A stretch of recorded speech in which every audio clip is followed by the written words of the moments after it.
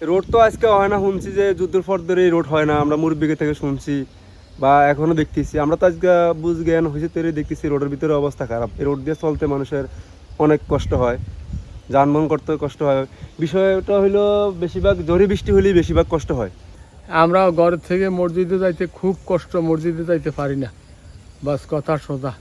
আর এমনি রাতে নাকি এই রোডে এখানে কি মাটি টাটি কাটেনি, যদি মাটি গাড়ি নাকি যায় কই না, মাটি টাটি কাটে না তো। ও হিটা হয় না কেন? কই মাটি কাটে? দীর্ঘ 17-18 বছর পর্যন্ত এই রাস্তাটা হইতেছে না, কিন্তু সবাই করব করব কইরে আসি, ভোট হইলে সারা হেরা চলে যায়। কিন্তু কয়ে যে রাত্রি বিয়ালে মহিলারা কোনো হাঁটতে পারে না, আপনার সন্ধ্যার পরে দিয়ে হাঁটলে ধরিয়ে যে গয়নাগাটি বা জিনিসপাতি যা থাকে সব কিছু নিয়ে যায়।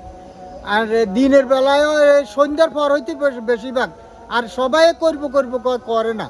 কিন্তু আপনারা যদি চেষ্টা করি আমাদের এই রাস্তাটার জন্য একটু খেয়াল করেন তাহলে সবে ভালো হইবে। আমরা বহুত কষ্টে আছি।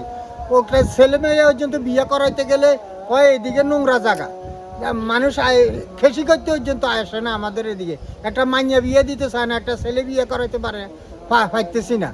এই অবস্থায় আমরা চলতেছি। আপনারা একটু দয়া করিয়ে আমাদের এই রাস্তাটা যদি ঠিক করিয়ে একটু দিয়ে দেন, ফাঁকা করিয়ে তাহলে আংলাই এর ভালো হইবে। একটা পুলিশ আইতে পারে না, সার্কিল ফোন দিলে এরা আইতে পারে না, কারণ এদিকে গেলে হেতারা আঙরে মারিয়ে ডাকাইতেরা আঙরে মারিয়ে লাইব। এই অবস্থা করিয়ে পুলিশ পর্যন্ত আইয়ে না আঙ্গ এদিকে।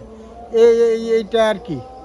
আমাদের রাস্তাটার কাজ যেন অতি তাড়াতাড়ি হয় সেই ব্যবস্থা করার জন্য, এবং আমরা বিভিন্ন সময় বিভিন্ন সরকার চেয়ারম্যান তা মেম্বার আসছি, তাদের কাছে অনেক আকুতি মিনতি করলাম রাস্তার জন্য। বা আমাদের এস ইব্রাহিম এমপি আনছিল এই বাড়িতে যে মানে রাস্তার নির্বাচনের আগে আর কি, এই নির্বাচনের আগে নির্বাচনে আসছিল, উনি প্রতিশ্রুতি দিয়ে গেছে যে আমাদের রাস্তা করবে।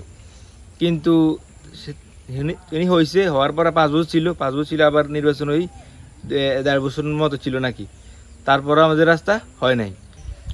ব্যারিস্টার মাহবুবউদ্দিন খোকন ভাইয়ের দৃষ্টি আকর্ষণ করছি আমাদের রাস্তাটা। ব্যারিস্টার মাহবুবউদ্দিন খোকন ভাইও এখানে দাঁড়ায় বলে গেছে যে আমাদের রাস্তা এবার ইনশাল্লাহ দেখবে আমাদের রাস্তাটা।